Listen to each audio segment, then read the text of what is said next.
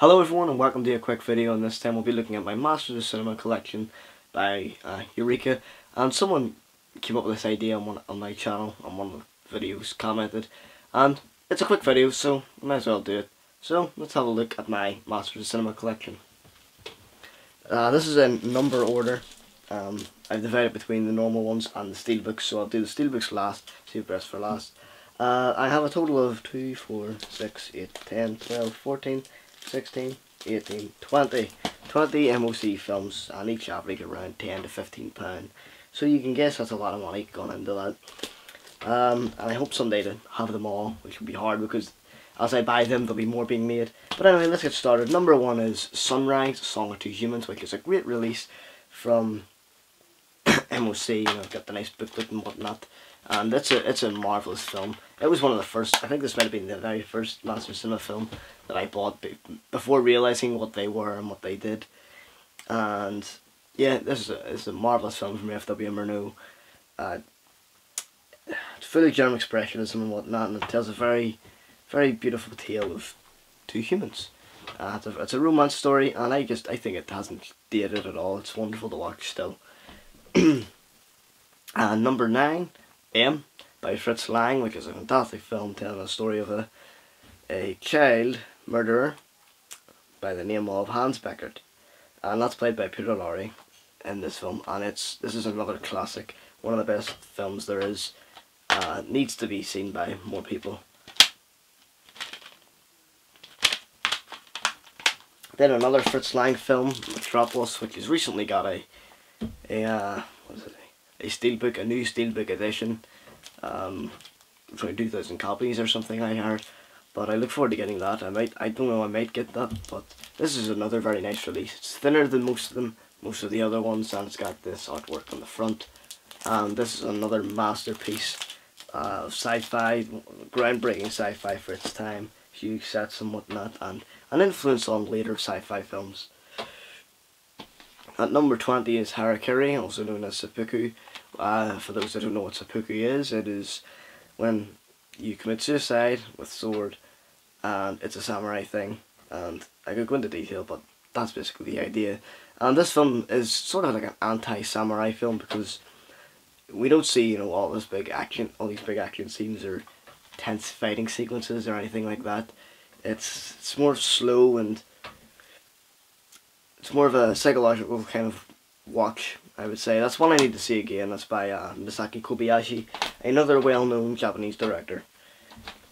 Then we have another Fritz Lang film, another epic from him, and it is Die Nibelungen, which tells the story of Siegfried and his journey to worms and all this other stuff, really. It's a huge tale based on a German epic poem, and it must be some epic poem because this lasts 5 hours long. It's across 2 discs, 2 different films sort of, one being called Siegfried and the other being called Kriemhild's Revenge. And I think the name gives it away what's going to happen in the film whenever it says Kriemhild's Revenge, because obviously something must happen for her to have revenge. But yes, that's a great film. Another one here is La Cité delle Donne. I probably said that wrong, but it is City of Women from Federico Fellini. I haven't seen this one yet. It's not unopened yet. I've had this for ages and I haven't watched it yet, but I look forward to this one.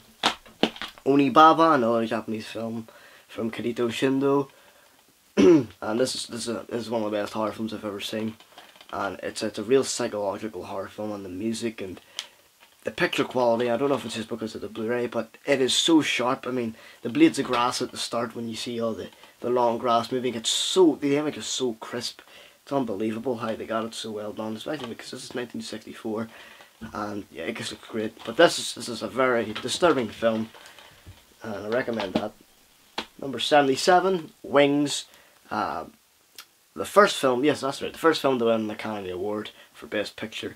And what a terrific choice, because this film boasts beauty from director William A. Wellman, who had been in the war himself as a pilot, I think. Had his own experience in war, so I think the war scenes that are depicted, you know, it's kind of accurate. And it reminded me of later sequences that you would see in Saving Private Ryan and whatnot. And this is somewhat like a precursor to all those sort of war films. While not fully focused on the battlefront, there are little bits in there. But yeah, this is a really wonderful story. Ace in the Hole from Billy Wilder, starring Kirk Douglas. I need to see this one. I look forward to it because Kirk Douglas and Billy Wilder, you can't go wrong. Heard good things about this one. And that was number 82. Number 83 is Harold and Maude. Some of these I've talked about before, by the way, so I'm not going to go into depth about them. Harold and Maude, another wonderful romance film between a 16-year-old and an 80-year-old, sorry. And yeah, you can get the idea. It seems cringeworthy, but it's actually quite a nice film. Number 84, If, the British film from Lindsay Anderson, starring Malcolm McDowell, who would later go on to star in A Clockwork Orange after this film. And this is a fantastic anti-establishment film, and I would say it's part of the sort of movement that was going on in Hollywood. Although this is British, but you can definitely see how there's definitely a change with all this counterculture of the 60s. Like, this kind of sums it up. That sort of counterculture being, you know, just anti-conservative, all that sort of thing. Number 91, Freyamon from Fritz Lang again. Another wonderful release, and they really are. I just love them so much. Freyamon, also known as Woman in the Moon, of course. This is one of his lesser known films, I think, and I mean, it's really lesser known. And it should be better known because it looks great, and the story it tells is fantastic. It lasts 116 minutes, and I didn't think it was boring at all. It's a really wonderful voyage tale. It's one of the first films to really show space exploration in such a way. It's great. Number 92, Das Cabinet de Caligari. The Cabinet of Dr. Caligari by Robert Vine, or Vine, whatever the fuck his name is. This is great. I mean, I love the artwork in this so much. This is one of the most disturbing horror films from the silent era, definitely. And I think its effect lingers on after you watch it, because the first time I saw it a couple of years ago, I just sat there and just wondered about the whole story and everything I'd been told. The way it's presented in the flashback within a flashback, which is kind of complex for 1920, I'd have to say. It's only 77 minutes long, and it was great seeing it on this release. It looks fantastic on that release. Okay, so that's all the normal ones. Then I've got my steelbooks, which I absolutely adore. And this is one of my favourite ones, simply because of the size and stuff, not because of the film. And it's The Passion of Joan of Arc. I mean, look at this. You get the big 100-page booklet, and then you get this wonderful steelbook release. So yes, that's one of the best films of the silent era that I recommend. And there's another one here, Tulane Blacktop, which also looks nice. These all look really nice, I think, in the feel of them. Simple back, nice wee front. Then inside there's some artwork as well. But this is one of those films that's kind of part of that new Hollywood movement. I think it came out in 1974, 73, I'm not sure. 1971 it might have been. The date's not on. But this is a film that kind of touches upon youth in that way. Back then, Island of the Lost Souls, which has a very disturbing cover on it, I would have to say, with that creature. Yeah, this is a classic horror film from the 30s. It kind of went unknown at the time, but I think it's a great film.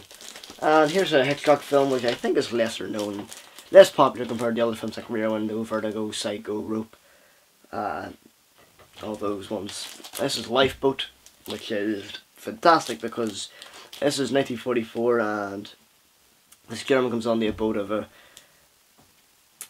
comes onto the boat where there's all these other people, Americans, English people, and they're all just looking at this German guy thinking he's evil. And I don't want to spoil it. I'm not going to say anymore.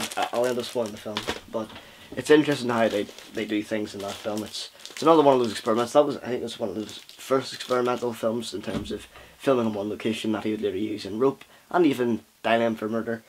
But yeah, Lifeboat, it's quite groundbreaking for its time. Then we have Nosferatu, Phantom der Nacht. No, the Symphony of Horror, what I was saying. The Symphony of Horror, I'm thinking of the Werner Herzog one. This is Ein Symphony des Grauens, a Symphony of Horror, Nosferatu. This is one of my favourite ones because of this wonderful image here. Then the nice font and everything. But another very disturbing horror film from the silent era. Double Indemnity, which I just watched about 5-6 days ago. And this is a classic film noir from Billy Wilder.